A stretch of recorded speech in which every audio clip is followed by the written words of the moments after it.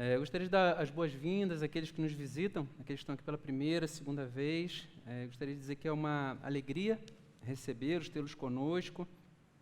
Nós estamos em meio a uma série de pregações na Epístola de Paulo a Colossenses, intitulada Tudo em Todos.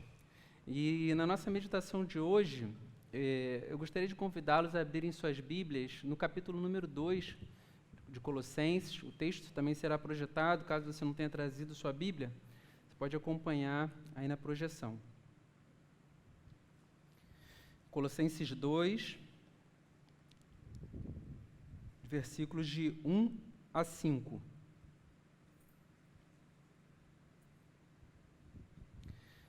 Diz assim a palavra do Senhor: Quero que saibam quão grande tem sido a nossa luta por vocês, pelos que moram em Laodiceia e por muitos outros que não me viram face a face. Faço isto para que o coração deles seja consolado e para que eles, vinculados em amor, tenham toda a riqueza da plena convicção do entendimento para conhecimento do mistério de Deus, que é Cristo, em quem estão ocultos todos os tesouros da sabedoria e do conhecimento. Digo isso a vocês para que ninguém os engane com argumentos falaciosos, porque, embora ausente em pessoa, em espírito, estou com vocês, alegrando-me e verificando a boa ordem de vocês e a firmeza da fé que têm em Cristo. Vamos orar. Deus, nós te agradecemos, Senhor, pelo privilégio de estarmos aqui reunidos enquanto igreja. Deus, para poder cultuar o Teu nome. Te agradecemos, Deus, pela liberdade que temos de fazer isso. Te agradecemos pelo lugar, Deus, agradável. Deus, pelos assentos confortáveis. Te agradecemos, Jesus, porque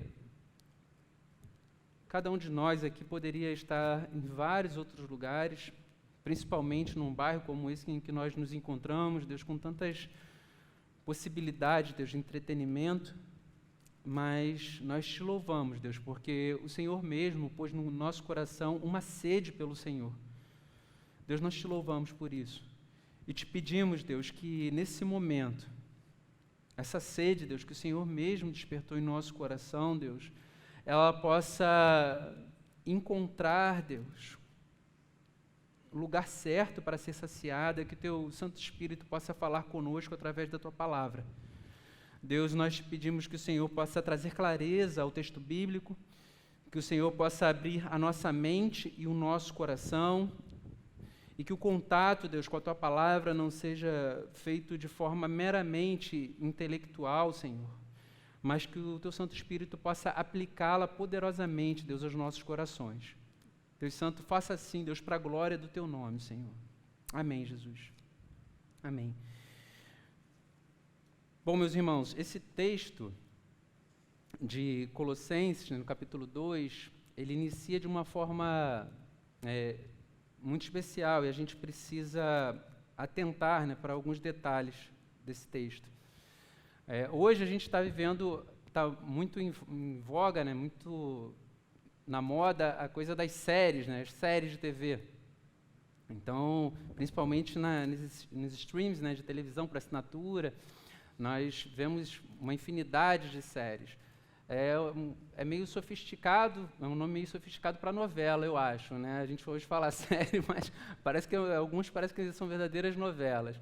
E é diferente dos filmes. Os filmes são histórias acabadas. A gente assiste um filme, tem início, fim, a história está terminada. As séries não, às vezes a gente tem que se situar para entender qual é o fio condutor de toda a história, às vezes alguns capítulos para a gente entender os núcleos.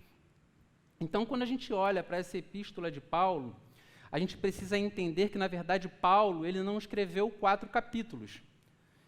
A ideia não é que cada capítulo fosse uma história encerrada em si mesmo, mas isso aqui é uma carta. Então, a gente dividiu em capítulos, em versículos, para facilitar o estudo, a compreensão, mas é importante que a gente tenha em mente que trata-se de uma carta escrita para a igreja que se encontrava em Colossos. Então, sendo uma carta, a nossa compreensão ela consegue ser mais abrangente, ser mais fiel ao que Paulo está comunicando, se nós compreendermos exatamente o enredo em que isso está sendo dito. Então, quando a gente lê aqui o versículo 1 do capítulo 2, é importante a gente entender que isso aqui tem estreita conexão com o que está dito no final do capítulo 1. Então, eu vou fazer a leitura novamente dos últimos versículos do capítulo 1, que diz o seguinte: este Cristo que nós anunciamos, advertindo a todos, ensinando a cada um em toda a sabedoria, a fim de que apresentemos cada pessoa perfeita em Cristo. É para esse fim que eu me empenho, esforçando-me o mais possível segundo o poder de Cristo que opera poderosamente em mim. Então, Paulo aqui está dizendo que está se empenhando muito, se esforçando o máximo possível para que nós pudéssemos ter uma boa compreensão de Cristo. Melhor, os seus destinatários, a igreja que se reunia em Colossos. E agora sim, quero que saibam quão grande tem sido nosso esforço.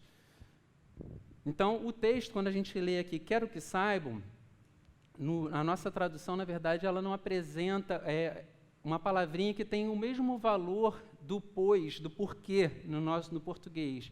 É uma conjunçãozinha explicativa, é como se ele estivesse explicando o porquê que ele se empenhava tanto. Então, ele se empenha tanto porque ele quer que nós saibamos o quanto tem sido a luta pelos irmãos que se reuniam em Laodiceia e por aqueles que nem tinham visto o seu rosto face a face. Então, quando a gente olha para essa declaração de Paulo, a gente precisa se perguntar, que espécie de luta é essa? Paulo, qual era a realidade de Paulo naquele momento? Paulo estava preso. Então, se ele estava preso, de que forma que ele estava lutando pelos irmãos de Laodiceia? Se Paulo está preso, de que forma ele está lutando pelos irmãos que se reúnem na igreja de Colossos? Se Paulo está preso, como ele está lutando por aqueles que nem viram o rosto dele, que só conhecem Paulo de ouvir falar, de ouvir acerca do seu ministério, daquilo que ele vinha fazendo pela igreja? Então, que espécie de luta é essa que Paulo está descrevendo? Então, quando a gente para poder analisar o texto, a gente percebe que a palavra que Paulo registra nessa epístola, e que para a gente é traduzida como luta, é a mesma palavra que dá origem à palavra agonia, que para a gente é agonia. Então é como se Paulo estivesse dizendo que estava agonizando diante do Senhor, pela igreja em Laodiceia, Colossos e por aqueles que não o tinham visto face a face. Isso deve chamar mais ainda a nossa atenção, porque Paulo agonizava diante de Deus por esses irmãos. Porque Paulo se afligia tanto diante daqueles irmãos que nunca nem lhe tinham visto o rosto. E quando a gente olha o final do capítulo 1, Paulo dizendo que ele se empenhava, que ele se esforçava, que ele sofria na sua carne, em alguns momentos literalmente, em outros momentos talvez ele esteja falando de forma metafórica, por conta da agonia que ele estava atravessando. Então a gente precisa pensar, bom, o que envolve tudo isso que Paulo está dizendo? Na sua mensagem, ele diz que ele se empenhava, se esforçava ao máximo. Isso implica em preparo pessoal. Paulo, ele procurava a melhor forma de comunicar o Evangelho. Ele procurava formas sábias, criativas, astutas de apresentarem a mensagem de Cristo. Só que ele, ao mesmo tempo que ele procurava fazer aquilo que lhe competia, em termos de preparo, humanamente falando, ele também dizia que ele tinha a convicção de que o poder de Deus operava poderosamente através da vida dele. Então ele sabia que, a despeito de todo o trabalho humano que ele investia para apresentar o Evangelho de forma atraente, eficaz, contextualizada, ele sabia que nada disso surtiria efeito se não fosse o poder de Deus atuando através da vida dele. E para que o poder de Deus pudesse atuar através da vida dele, nós podemos aqui compreender que essa luta, essa agonia que Paulo atravessava por muitos irmãos que nem o tinham visto face a face, era uma luta de oração. Paulo, ele se empenhava, agonizava diante de Deus, sofria diante de Deus, orando para que as pessoas que fossem alcançadas, que ouvissem aquela mensagem pudesse se tornar inteligível, pudesse fazer sentido para elas. E por que é importante nós entendermos isso? Não importa qual seja o seu nível intelectual ou da pessoa, do ouvinte, daquele que estiver interessado por essa mensagem. Esse livro ele pode ser um livro selado se o Espírito Santo não trouxer clareza, não trouxer compreensão às verdades que estão aqui encerradas. Então o apóstolo Paulo, ele diz que ele agonizava por aqueles irmãos, que ele lutava, travava lutas para que a mensagem do Evangelho pudesse frutificar em meio àqueles irmãos. E nós podemos extrair daqui já uma grande lição para mim e para a sua vida. Talvez aqui existam pessoas que passaram anos orando por familiares, colegas de trabalho, e a gente fala, poxa, mas será que ele não consegue compreender a palavra do Senhor? Será que ele não consegue perceber que ele está caminhando para um caminho difícil, um caminho de perdição, um caminho de morte? Então o apóstolo Paulo aqui, ele nos encoraja que essa luta, essa agonia que muitas vezes nós experimentamos, nós sentimos, ela não está confinada somente à nossa história, mas essa é a realidade do crente. De certa forma, o coração pastoral, ele desfruta um pouco dessa agonia. Eu tenho uma amiga muito próxima que ela viveu a experiência de orar por 30 anos pela vida do seu irmão. E só agora, o irmão dela já passando dos 50 anos de idade, ele se aproximou do Evangelho. Então imagine o que é isso, 30 anos orando pela salvação de um familiar. Então, quando a gente olha aquilo que está registrado pelo apóstolo Paulo, é necessário que o nosso coração seja encorajado a não desanimar diante de momentos em que parece que a nossa oração ela está subindo para um céu blindado, um céu de chumbo, em que parece que a gente não vê as circunstâncias mudarem. Mas que essa luta, ela faz parte da vida do crente. Ela faz parte daquele que se envolve no projeto salvífico, aquele que foi iniciado por Jesus Cristo na cruz e que todos os seus discípulos têm feito ao longo da história. Quando a gente olha, por exemplo, nas parábolas de Lucas, a parábola da viúva que intercede, que vai até o juiz iníquo, apresentando a sua causa rotineiramente para que ele possa lhe fazer justiça, a gente percebe que existe um ponto de persistência que deve ser um integrante da vida de oração do crente. O amigo importuno que se levanta de madrugada e bate na porta do seu amigo, do seu vizinho, para poder pedir um pão. Então, é necessário que a persistência ela seja um componente da nossa vida de oração. Nós não podemos desanimar diante das circunstâncias que, por vezes, parecem inalteradas às nossas orações. Isso faz parte da vida do crente. Então, é isso que Paulo está dizendo. Ele fala assim, olha só, eu me esforço. Eu luto por aqueles que nem viram o meu rosto. Um irmão muito querido, um pastor num outro país, ele me deu um quadro com as escritas na linguagem do povo que eles pretendiam alcançar naquele lugar. Ele falou assim, Eduardo, eu estou te dando isso, não é só para decorar a sua casa, mas é para que você se lembre da gente em oração. E é importante que em alguns momentos eu passo por esse quadro e realmente eu me lembro da igreja e lembro dos irmãos que estão lá. Então, existem causas na nossa vida, existem circunstâncias, objetivos de oração que a gente tem, que por vezes a gente se sente cansado, fatigado de interceder por aquilo.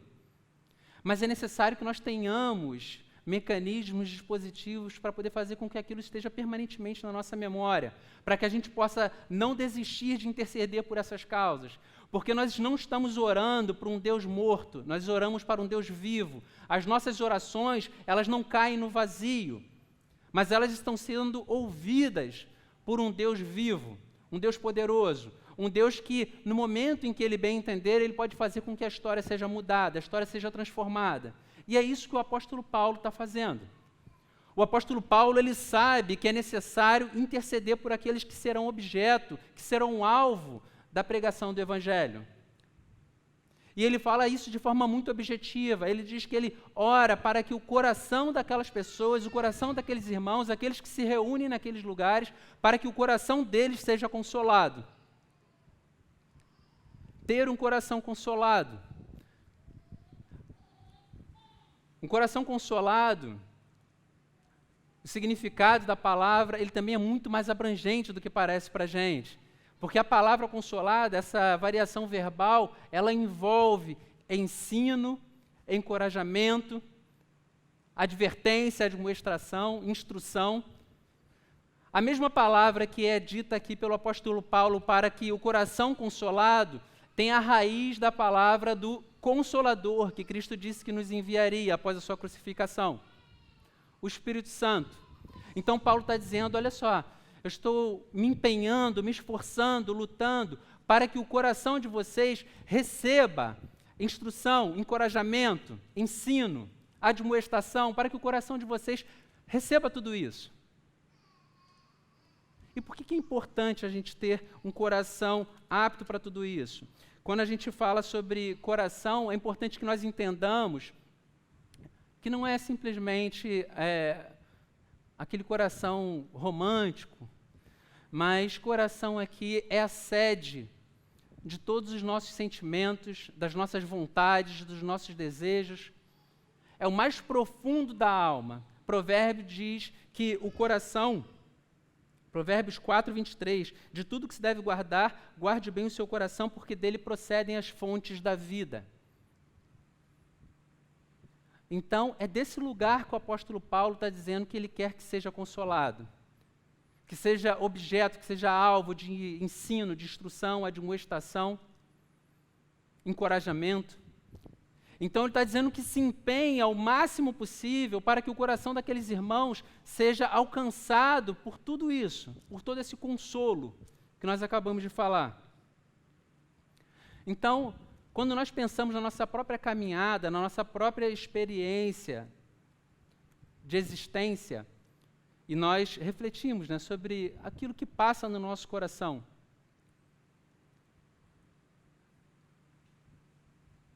O que passa no seu coração? Quais os sentimentos que você experimenta? Existem momentos em que o nosso coração, por mais que nós não queiramos, o nosso coração ele é visitado por coisas que nós preferiríamos que nunca tivessem entrado dentro dele. Existem momentos em nossa vida em que o nosso coração ele é visitado por inveja, cobiça. Sentimentos que, se tivessem o poder de fazer nascer no teu coração mãos, você pegaria aquilo que é do outro. Você pegaria a casa do outro, pegaria o carro que é do outro, pegaria o emprego que é do outro, pegaria o casamento que é do outro. Experimentar sentimentos de cobiça e de inveja no seu coração, se tivessem a capacidade de conferir mãos a ele, é isso que nós faríamos. Mas se o nosso coração ele for um coração consolado, e no sentido amplo dessa palavra, o nosso coração ele pegaria a inveja, a cobiça, e soterraria tais sentimentos, e investiria em coisas melhores e mais honradas. Ao invés de invejar o sucesso, a prosperidade do outro, ele te encorajaria a se qualificar, a fazer com que o fruto do trabalho das tuas mãos redundasse em glória para o nome do Senhor. Faria com que, às vezes, o sentimento de cobiça, de inveja pelo casamento que é do outro, investisse energia para poder edificar o seu próprio casamento. Resultado de um coração consolado. Resultado de um coração que experimentou de instrução, admoestação, ensino. Existem momentos em que o nosso coração, inevitavelmente, ele vai ser confrontado, vai ser atropelado pela tragédia, por momentos de dor. E o que fazer em momentos como esse? O que fazer em momentos em que parece que as circunstâncias foram meticulosamente arquitetadas para poder nos roubarem a paz? O que fazer quando um diagnóstico desfavorável for entregue a você? O que fazer quando a tragédia familiar bater na porta da sua casa? O que fazer quando a dificuldade financeira assolar a sua casa? Então, um coração consolado, um coração que foi objeto de ensino, admoestação, encorajamento, ele vai ser lembrado nesse momento em que todas as coisas cooperam para o bem daqueles que amam o Senhor. E é muito difícil a gente dizer isso em momentos ruins. É muito difícil nós dizermos isso em momentos em que a nossa paz ela é retirada. É muito difícil dizer que todas as coisas cooperam para o bem daqueles que amam ao Senhor em momentos em que nós desejaríamos, no máximo, para os nossos piores inimigos. Porque é difícil pensar que momentos difíceis, momentos de dor e de aflição, eles podem encontrar na nossa vida um ambiente favorável para que o nome do Senhor seja glorificado. É difícil imaginar que, por vezes, a enfermidade que nós possamos atravessar, ela vai glorificar o nome do Senhor. É difícil imaginar que padecer necessidade, passar por crises financeiras, isso acontecendo na nossa própria vida, pode ser uma oportunidade de glorificar o nome do Senhor. A gente acha fantástico quando nós olhamos para a vida de outras pessoas e percebemos pessoas que passam por aflições terríveis e permanecem fiéis ao Evangelho. Nós olhamos para exemplos assim e dizemos: glorificado seja o nome do Senhor pela vida desse irmão. Veja, está passando por uma aflição terrível e permanece fiel. Mas e se for a tua casa? Se for a tua vida? Se for o teu filho?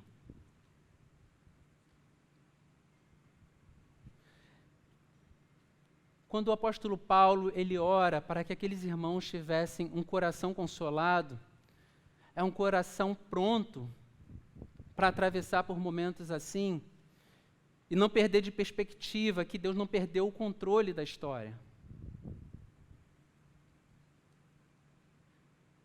Mas a gente não precisa citar somente experiências ruins, experiências difíceis de existência. O que nós podemos dizer de momentos de fartura? Existem pessoas que, por vezes, estão caminhando em fidelidade ao Senhor, contato regular com as Sagradas Escrituras, vida de oração intensa. E, num determinado momento, essas pessoas podem experimentar de prosperidade. E, de repente, não tem só a casa onde habitam, mas conseguem comprar uma casa de praia, uma casa de veraneio, uma casa na serra. E o tempo que era dedicado à oração, ao ensino, ao estudo da palavra, à pregação, ao evangelismo, agora é ocupado pela preocupação de que forma eu vou decorar minha casa, de que forma eu vou planejar a viagem do próximo ano. E a gente percebe que a fartura, que é algo essencialmente bom, tornou-se motivo de afastamento do Senhor, tornou-se motivo de redução na comunhão com Deus.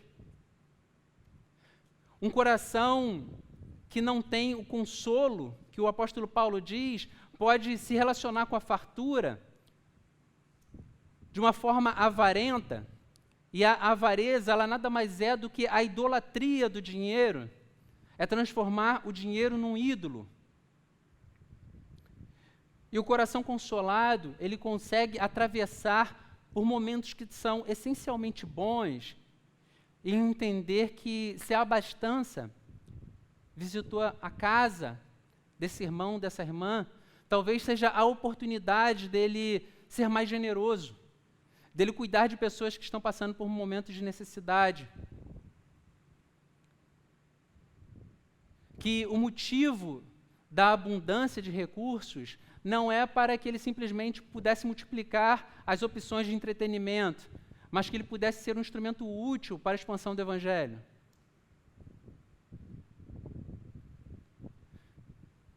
Então, nós vamos percebendo que o empenho do apóstolo Paulo em fazer com que aqueles irmãos que se reuniam em Colossos, Laodiceia, e aqueles que nem tinham visto face a face, para que eles tivessem um coração consolado, um coração que experimentasse de admoestação, ensino, advertência, instrução.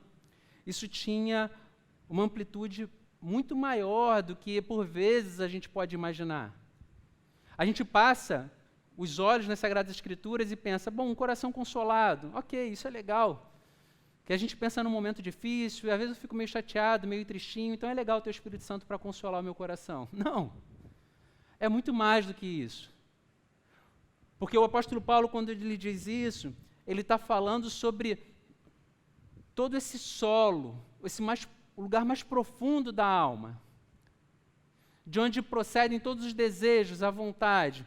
Então, esse lugar de onde brotam os sentimentos, o desejo, a vontade, os projetos, ele quer que todo esse lugar ele seja permeado, ele seja regado pela riqueza da plena convicção do entendimento, para que o conhecimento do mistério de Deus, que é Cristo, inunde, encharque esse lugar. Imagine o teu coração entendendo com toda essa amplitude que possui, como sendo o lugar de onde brotam todas essas coisas, todos os projetos, os desejos, os sentimentos. Imagine esse lugar que pertence a você, encharcado pela riqueza do mistério de Cristo.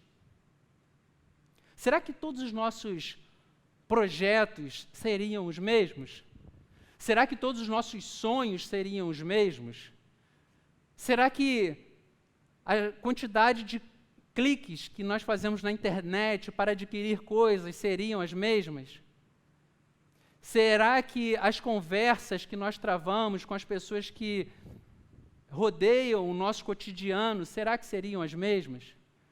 Será que a quantidade de tempo que nós investimos para entretenimento, lazer, ócio, será que seriam as mesmas? Então, o apóstolo Paulo, ele diz que agoniza diante de Deus, pelos irmãos que estão em Colossos, de Laodiceia, e por aqueles que nem viram a face dele. Então, quando a gente olha para isso, nós somos lembrados de que eu e você possuímos um lugar no nosso interior, em que ele é o solo, para que os nossos projetos, os nossos sonhos, os nossos desejos, é o lugar onde tudo isso brota. E é importante que a gente venha pensar, será que esse lugar ele está encharcado da riqueza, do conhecimento, do mistério de Cristo?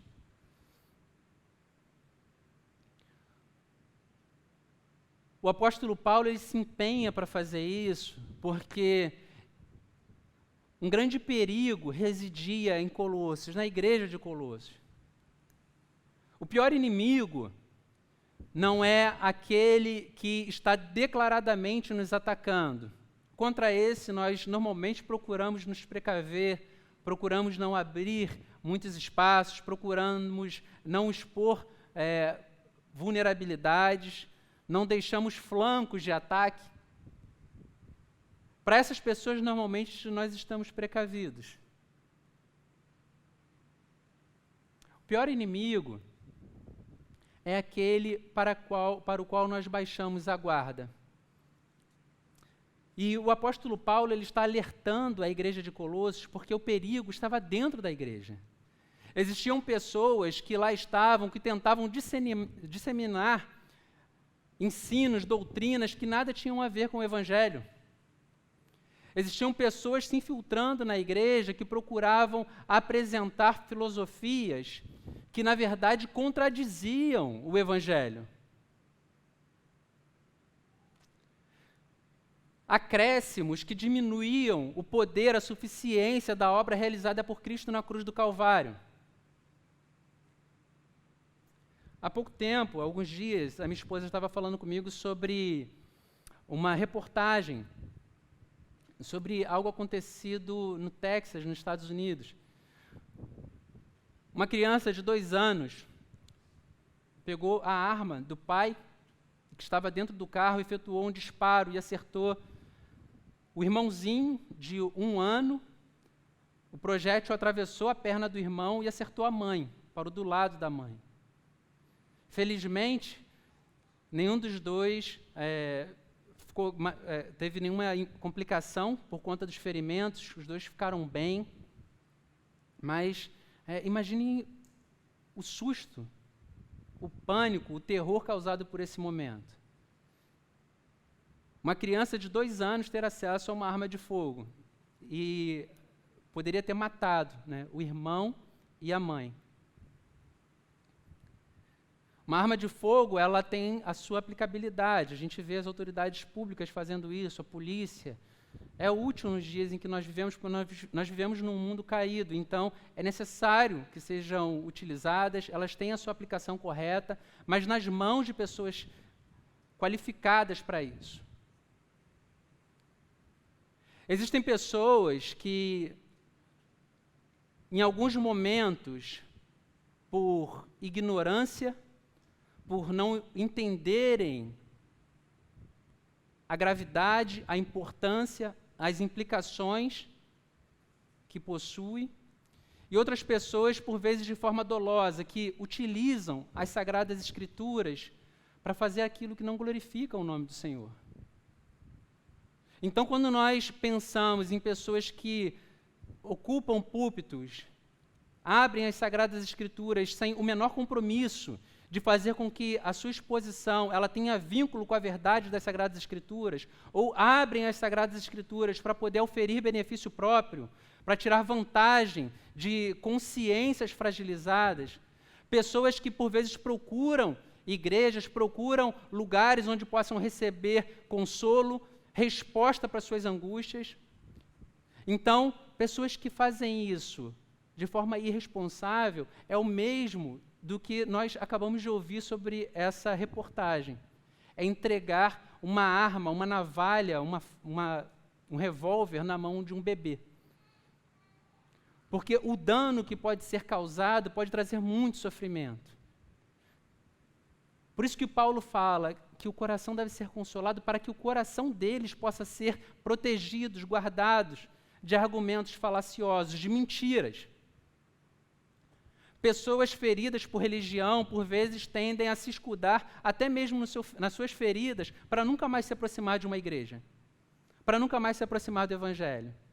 É óbvio que isso existe uma responsabilidade pessoal. Ninguém pode passar a vida inteira usando isso como justificativa para se aproximar de Cristo. Mas existem pessoas que são verdadeiramente feridas, porque tiveram a sua confiança, a sua consciência abusada por aqueles que fizeram uso das Sagradas Escrituras de forma irresponsável. Então, o apóstolo Paulo, ele fala sobre a importância de ter corações consolados até acerca desse aspecto, para que o coração daquelas pessoas pudesse ser protegido, guardado de argumentos falaciosos. Discursos falaciosos, eles podem fazer com que alguém que se aproximou de uma comunidade como essa, com um desejo sincero de conhecer o sentido da sua vida, possa ter o seu coração tão gravemente ferido que ele pode desacreditar de muita coisa por um longo tempo da sua caminhada e experimentar sofrimentos que ele não precisaria experimentar. Então, o apóstolo Paulo, ele usa uma linguagem, uma metáfora até militar para poder falar sobre isso. O apóstolo Paulo, vou abrir aqui o texto, no finalzinho de Colossenses, nessa porção do texto que a gente acabou de ler, no versículo 5 ele diz que, embora ausente em pessoa, em espírito estou com vocês, alegrando-me e verificando a boa ordem de vocês e a firmeza da fé que tem em Cristo. Então, essas expressões em que ele aplica a boa ordem e a firmeza da fé em Cristo é uma metáfora, uma figura retirada dessa visão, dessa figura militar. Não sei quantos aqui tiveram experiência de receber instrução militar, mas em instrução militar existe uma doutrina chamada Ordem Unida. E a gente vê isso muito nos desfiles militares. A gente vê as pessoas, né, os militares ali, marchando, todo mundo certinho, no mesmo ritmo, na mesma cadência, fazendo movimentos enérgicos, e normalmente isso tende a causar uma certa admiração. Todo mundo olha para isso, caramba, é fantástico, né? Eles fazem um movimento, todo mundo sincronizado, com energia, todo mundo ao mesmo tempo. Isso realmente tem essa finalidade, tem esse objetivo. Imagine uma situação hipotética que você tivesse que ir para um campo de batalha e pudesse escolher o exército contra o qual você vai lutar. Na primeira opção, você tem um grupo de pessoas que está bem armada, mas ela está vindo em sua direção de forma atabalhoada, desorganizada, correndo em bando. E você olha para o outro exemplo e você vê um grupo correndo de forma organizada, alguns homens se entrincheirando, outros correndo rapidamente procurando ocupar posições mais avançadas, e tudo isso acontecendo de forma muito organizada, que você consegue perceber claramente que existe uma estratégia ali. Obviamente, nós escolheríamos enfrentar aquele que parece um bando desorganizado. Então, o apóstolo Paulo ele está querendo dizer exatamente isso, sobre essa organização, essa firmeza. E quando nós falamos sobre os discípulos de Cristo se organizando, e muitas vezes essa figura, essa ilustração é apresentada, retirando essa metáfora do meio militar, o apóstolo Paulo ele está dizendo sobre manter essa firmeza e essa boa ordem, e com a convicção de que esses soldados que têm um coração consolado, eles não vão arredar pé nem 1 centímetro para o seu inimigo. Porque eles têm a convicção de que o general que está comandando eles nunca perdeu uma batalha. Isso é uma verdade na minha e na tua vida. A gente saber que nós podemos ficar firmes na posição em que Deus nos colocou, porque Deus não se equivocou ao nos plantar exatamente no lugar onde nós estamos, na família na qual nós nos encontramos, no lugar onde nós trabalhamos, na comunidade de fé na qual nós estamos inseridos. Deus não se equivocou.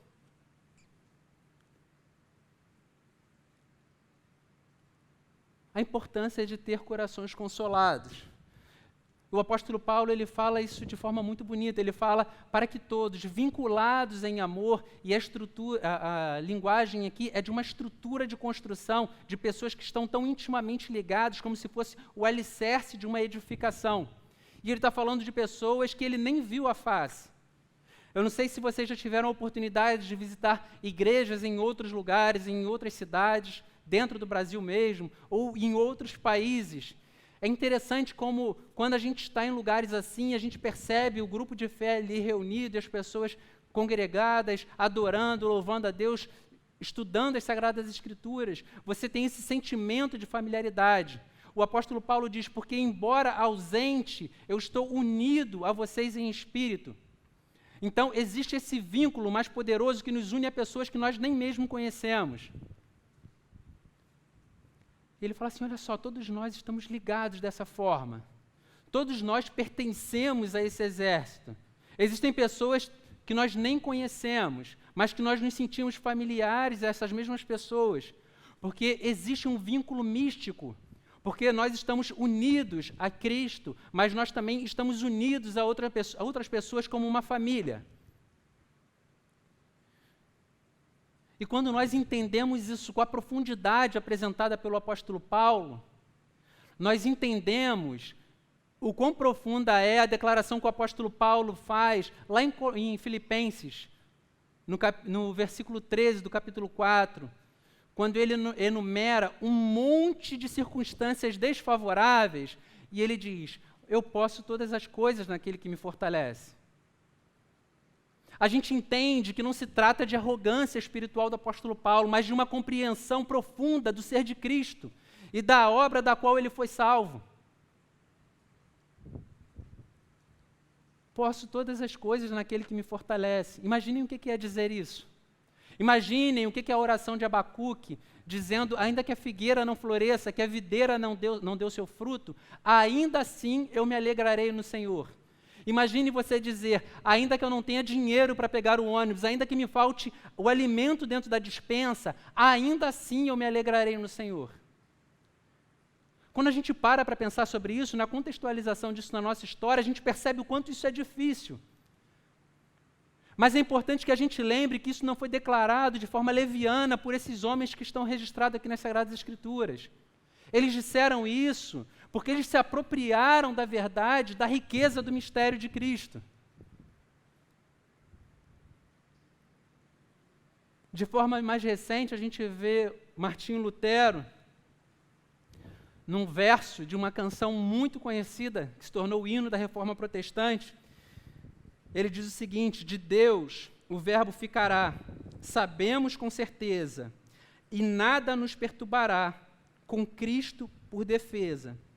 Se temos de perder família, bens, prazer, se tudo se acabar e a morte nos chegar, com Ele reinaremos. Um verso do Castelo Forte. Alguém que consegue declarar isso com toda a inteireza do seu coração é que teve o coração visitado pela riqueza do mistério de Cristo no seu coração, teve seu coração consolado com toda a magnitude que nós acabamos de meditar, que é aquilo que foi apresentado pelo apóstolo Paulo na Epístola de Colossenses. Então, meus irmãos, quando a gente olha para tudo isso, a gente percebe o quanto eu e você podemos auferir na nossa relação com Cristo. Às vezes nós reduzimos a nossa relação com Deus simplesmente ao fato de que, bom, eu sou pecador, eu preciso de salvação em Jesus Cristo. E eu reconheço isso, eu acredito nisso, eu aceito Jesus Cristo como meu Salvador. Pronto. A minha situação está resolvida. Não. O nosso Deus é um Deus infinito. E nós temos infinitas riquezas, conhecimento, sabedoria, consolo, aprendizado para receber do Senhor. Até chegar ao ponto em que a gente possa declarar aquilo que foi dito por Abacuque, a ponto de podermos declarar aquilo que foi dito pelo apóstolo Paulo, a ponto de poder cantar o verso de Martinho Lutero, pronto para que isso seja aplicado na nossa vida. Ainda que a gente tenha que perder família, bens, prazer, se tudo se acabar e a morte nos chegar, ter o coração cheio pela convicção de que com Ele nós reinaremos. Imaginem o que é ter o coração encharcado a tal ponto que você consiga dizer isso não como retórica religiosa, mas a ponto de conseguir dizer isso porque o teu coração está encharcado por essa verdade. Então, meus irmãos, que a gente possa sair daqui com essa meditação de Colossenses como encorajamento, sabendo que existe muito que nós podemos aprender de Deus. Existe muito que nós podemos receber de Deus em nossos próprios corações. Existe muito para aprender de Cristo para poder ser aplicado à nossa vida, a fim de que a nossa caminhada seja aquela que está registrada nas Sagradas Escrituras, que a vereda do justo é como a luz da aurora, que vai clareando dia a dia até que seja dia perfeito, ou seja, até o dia que nós nos encontraremos com o nosso Senhor e o nosso Salvador. Amém, meus irmãos? Vamos orar? Deus Santo, nós louvamos o Teu nome, Senhor, pela Tua palavra. Te agradecemos porque o contato com as Sagradas Escrituras, Senhor, nos fazem olhar para o nosso próprio coração e perceber o quanto no nosso coração, o quanto em nossa vida, Senhor, pode ser aperfeiçoado, transformado, Senhor, pelo Evangelho.